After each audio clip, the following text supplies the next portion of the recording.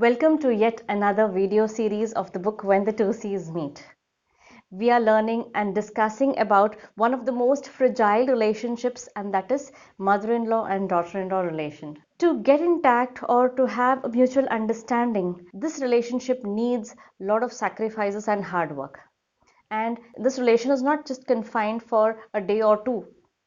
It's a lifelong bonding.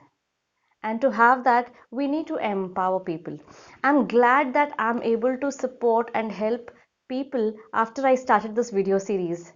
It's a wonderful experience when people are coming and asking their queries about this relation. I thank all the viewers for your support. If you have not yet bought this book, kindly go to the description box below and click on the link.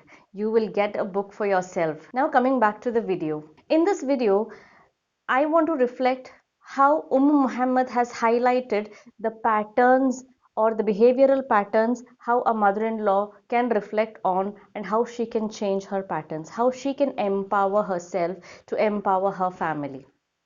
So what are these tips? Number one, be optimistic. When a mother-in-law is optimistic, she has that feeling of fulfillment, love, affection, and that sense of happiness is there in her. Number two, perceive things in a broader perspective. Think in a broader sense. Never have narrow-minded feelings and emotions. You will have a lot of understanding between your daughter-in-law and yourself. Number three, take things positively. It could be physical, mental, emotional sense. In any ways, be positive. This is going to impact your life a lot. Number four, focus on yourself and your communication. See that you are clear with your communication. In any ways, do not try to be artificial. Be what you are.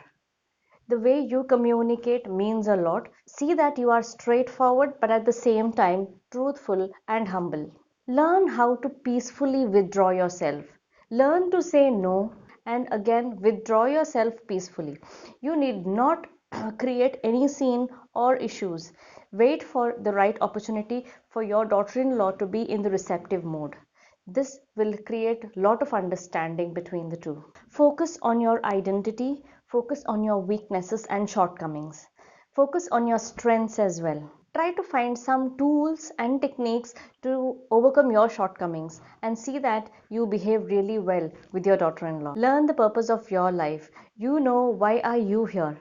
Try to improve your relationship and make your family the best family in the world.